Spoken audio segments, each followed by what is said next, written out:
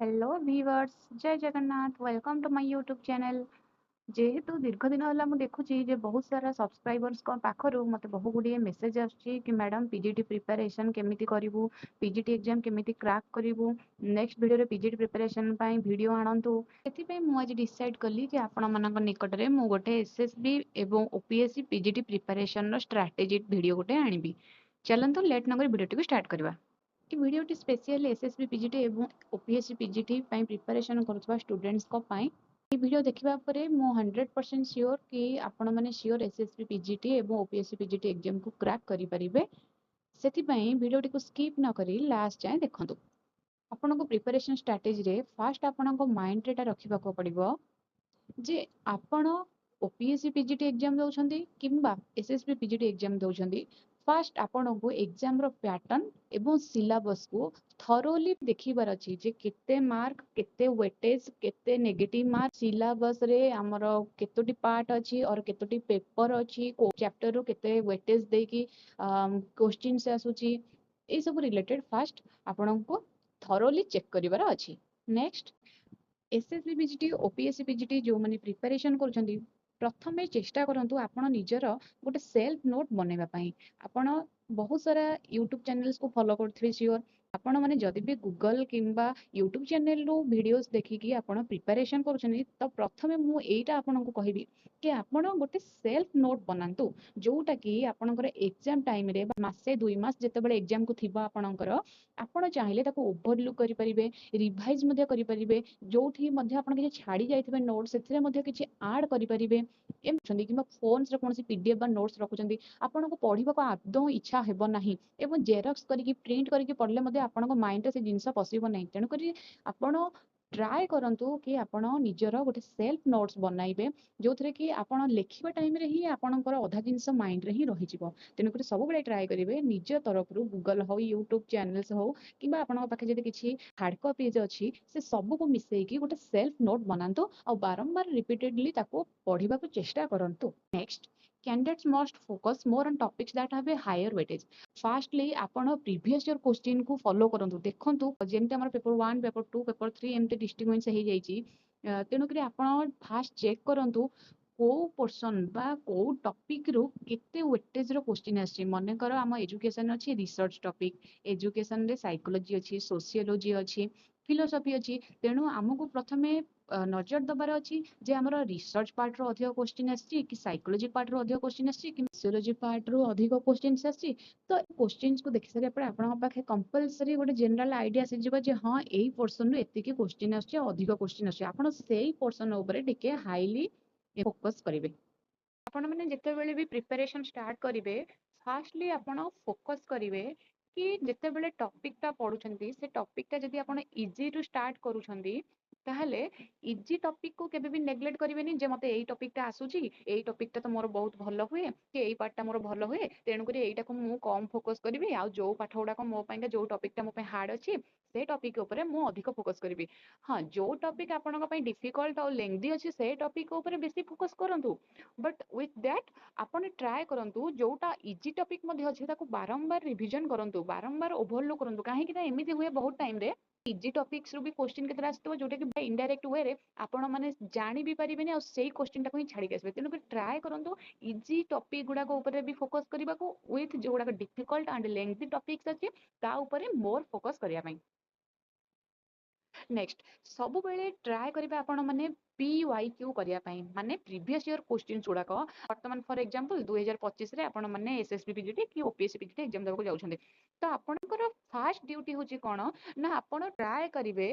एई 2025 रो पूर्व 6-7 वर्ष रो क्वेश्चंस को फॉलो अप करिया पई 6-7 वर्ष रे क्वेश्चन रो पैटर्न केमती थिला को टाइप रो क्वेश्चन अधिक आसीतिला को आपण माने चाहिले घरे बसी करी मध्य एग्जाम हॉल भले सिचुएशन बा एनवायरनमेंट क्रिएट करि परिबे। आपण 3 घंटा कि हम एग्जाम रो जो 2 आवर्स थाए गोटे टाइम सेट कर देबे देन आपण क्वेश्चंस को देखि के आंसर करिया को ट्राई करिवे। आंसर कर सारिबा परे आपण फाइनल आंसर सहित चेक करिवे। जदी आपण फाइनल आंसर सह चेक करिबा परे आपण देखुचंदी जे मोर एतिकिटा ठीक है एतिकिटा भूल है फाइनल कर देबे जे मोर आउट ऑफ 200 या 300 या 100 100 मार्क्स रु मोर केते मार्क रहुची मु जदी एतिकी स्कोर करची ताहाले आपनकर रिविजन रा आहुरी आवश्यकता अछि किंबा आउ थरे से जिंसटा को आहुरी तापर मोर नॉलेज गेन करिवार अछि तेनु करे आपन ट्राई करिवे बारंबार से टॉपिक टाको भलसे पढी क्लियर हेबे सो दैट आपनकर डाउट्स क्लियर हबो आ आपन मते अधिक मार्क स्कोर करि पारिबे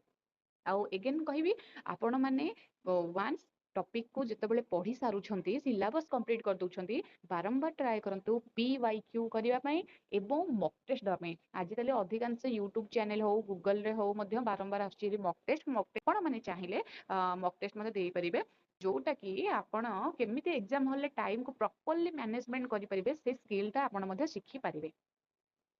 नेक्स्ट एबे हमें डिस्कशन करिबा ओपीएससी पीजीटी एस्पिरेंट्स को पईका प्रिपरेशन स्ट्रेटजी आमे एसएसबी पीजीटी एवं ओपीएससी पीजीटी एस्पिरेंट्स करो मु जहां भी सब कहली स्ट्रेटजी सब सेम किंतु ओपीएससी पीजीटी एस्पिरेंट्स मानकर आपण मन जानथे गोटे पेपर 1 अछि जोटा कि compulsory for all the subjects